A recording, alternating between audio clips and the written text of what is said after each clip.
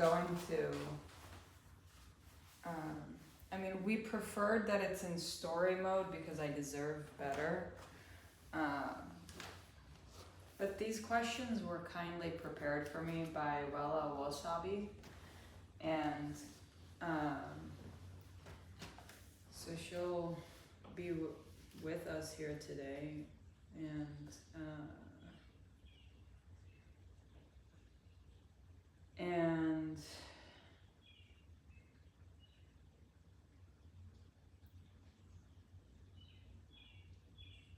And I've, it's like my people, and I've prepared the seating. I just think that though it's the 4K resolution, 24 frames per second, your standard film, that you can then crop and light and things, but it's even lighting. I'm not going to wait for later in the day and hope that it's less beautiful than it is right now. So, interview questions.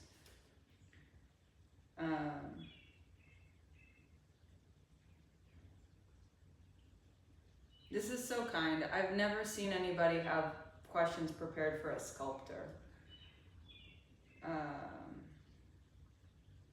So I have the table right now outside. We're preparing for classes for students or pupils.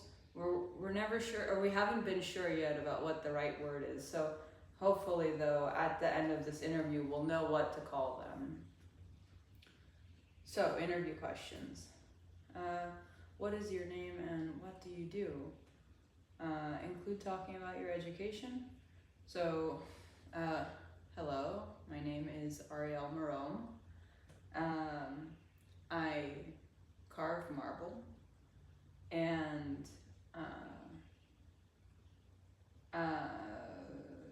actually, we're talking about class right now, so it's an embodiment of being relaxed. This image of like I don't know what goddess it is, probably Lakshmi or something like that, comes up. I was listening last night to a raga where it was a sculpture of an Indian goddess perhaps, or just from the continent there, and with smoke kind of rising, sort of to imply always to remember there's motion, since it's a global thing where everyone knows idleness and letting hours go idly by is sort of the wrong thing. And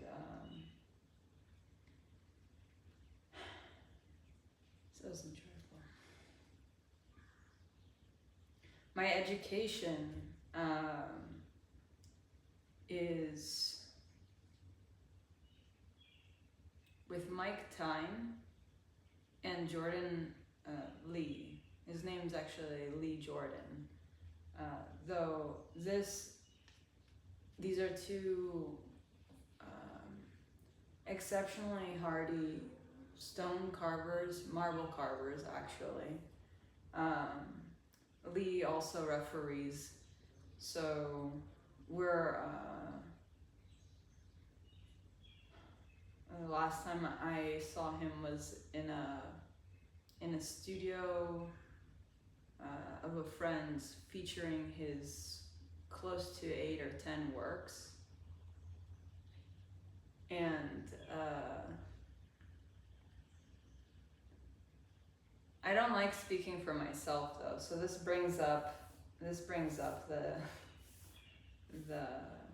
challenge. I'm moving on to the next question. How did you start getting into sculpting?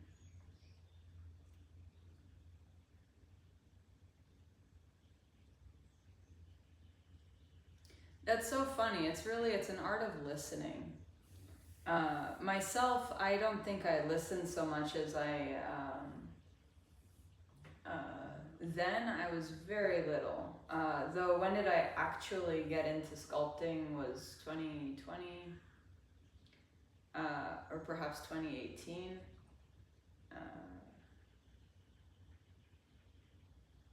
perhaps 2014 or 2013. It's just really sculpting is definitively putting subtractive space. It's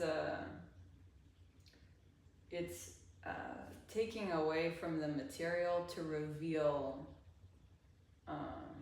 what is part of the material.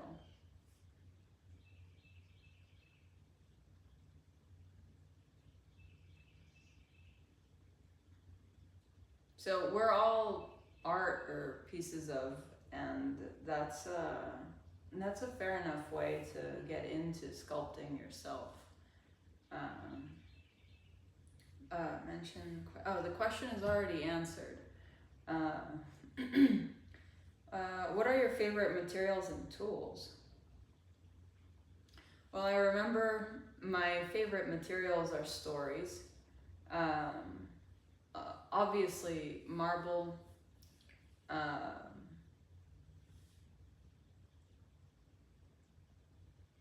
don't know that I have it's like marble right now resonates with me. Marble doesn't really want to hear about anything. However, good people, a good day, that's excellent material. And tools.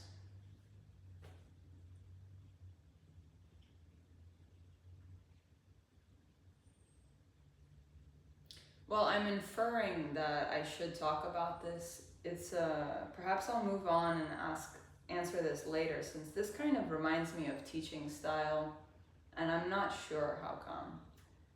So tell us about the concept of negative space. This was a very interesting question. So negative space is, when framed as a concept, is really meant to pull you through.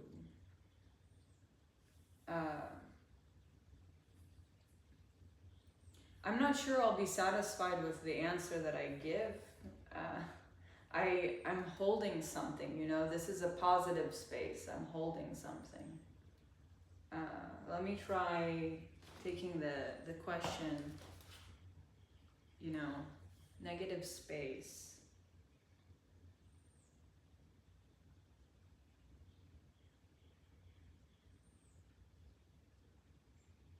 It's kind of a poorly worded question. It's very interesting. The question might have been prepared by someone really interested in the question, because the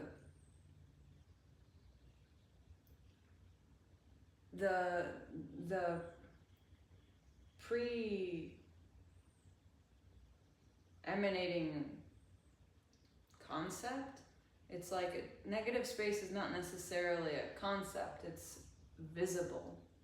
So perhaps this is the minimized way of looking at or approaching what it is, and so that you can quiet your mind and not have to think or address or consider it. As a concept, though, it would beget more negative space. So it's a very generous thing to put into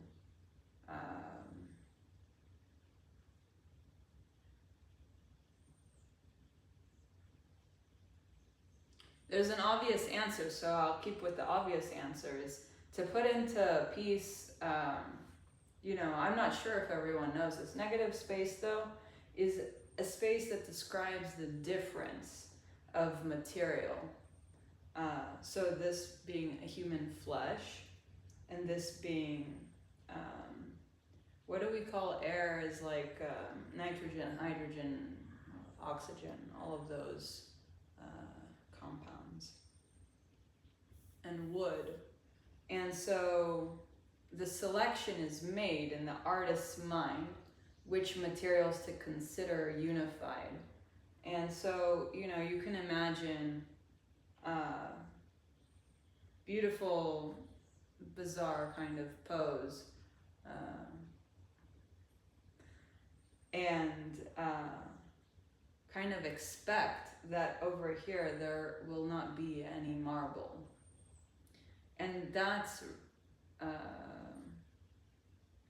a designer's way of approaching, looking at what it is to conceive for somebody else and say, well, it won't weigh too much and it won't be like too difficult to ship, and it won't, because designers think very critically and precisely about those kinds of things.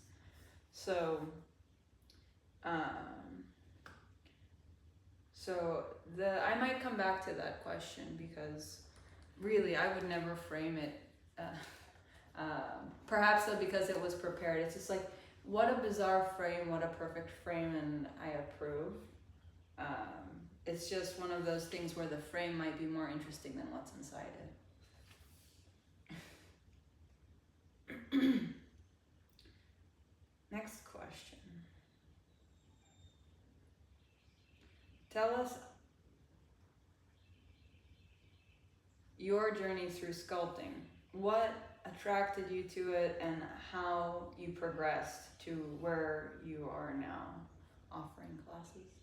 It's like, certainly my sense of humor, the things that we've done in classes before, the aches and the pains. My two educators were men in their 60s, perhaps going on their 70s. And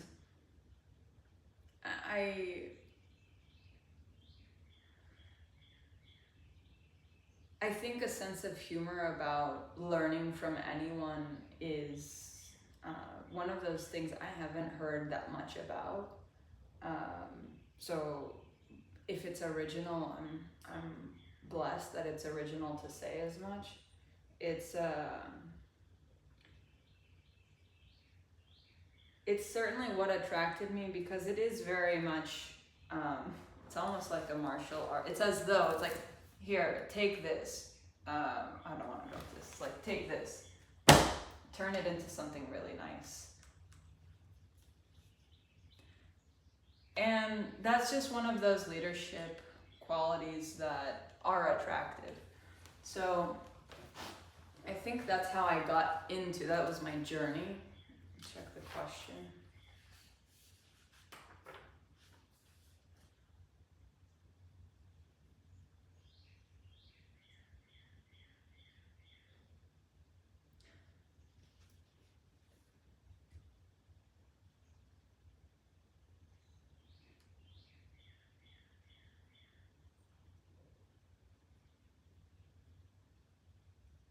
I'm looking at this, hopefully I answered the whole question. Offering classes, though, it sort of is just a matter of existing. That it excites me to share with others what I know, or perhaps who I know, or why I know it. I think without thinking about the material itself, it's like, that is what a class is. So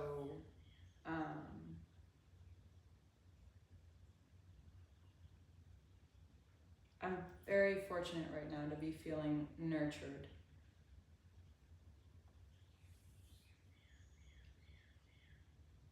And I'm remembering, it was like, personally, Wella had asked of me to speak as much as possible so that she would have material to work with.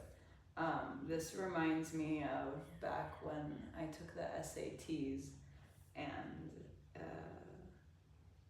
the paragraph, the English portion said, please, answer this question. Perhaps it implied it was 5 paragraphs as a request.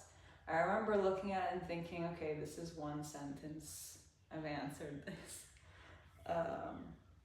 So I'll double back and answer a few of these questions for longer. Since I'm so sincerely complete that it's a good room to consider how to grow. I think the later questions will address that. And there's hopefully, I'm sure actually something in it for you who are not interested, however, are interested. You know, so if you find yourself boxing with what it is like to meet yourself, you know, when you're still smaller than your own body, that's why I would say sculpting is one of those things that you converge with it. It really addresses a lot of, it addresses everything.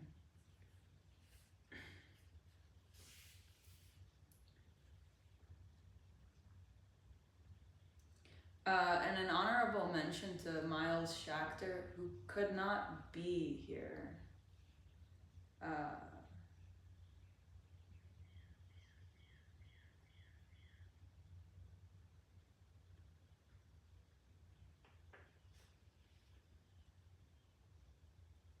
He's friends with Mike Tyne, so perhaps there is the connection of how come I know him so well and yet I haven't met him in person yet, which is crazy.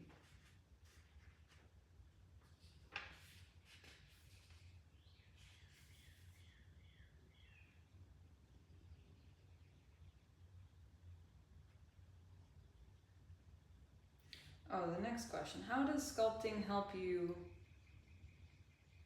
What do you gain out of it? So I'll address this for myself. Sculpting keeps me in shape. It's not overly physically tasking. It is actually, what do I gain of it is a sensibility of what it means to focus on the task at hand. And again, that answers the question. What was your breakthrough moment for sculpting? This is when did I first have to deal with myself?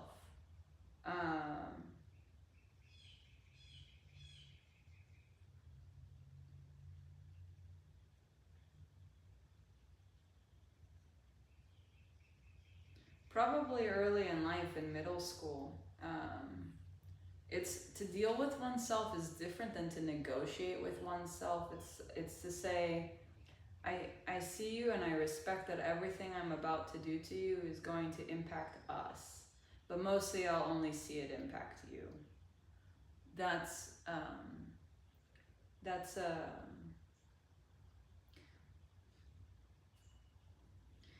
very, for what it's worth. What I see there is a sculpture where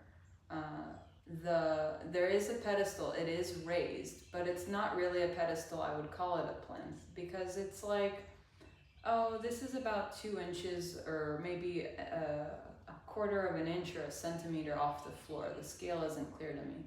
And it's 2 people whose feet are facing one another, 1 foot, and the rest of the body is up. So it's to say, so there's a connection there. However, it's like, because it's not a free-form sculpture, it's a freestanding sculpture, right? The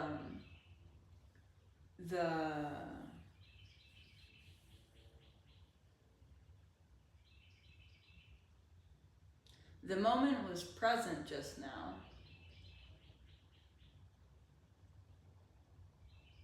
As a contemporary that satisfies.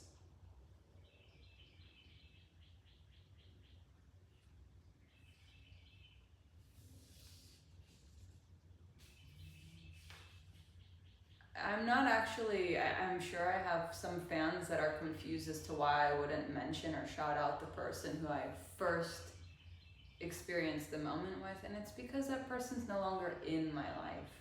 That moment is, though. So that does speak to sculpture and how it lasts. This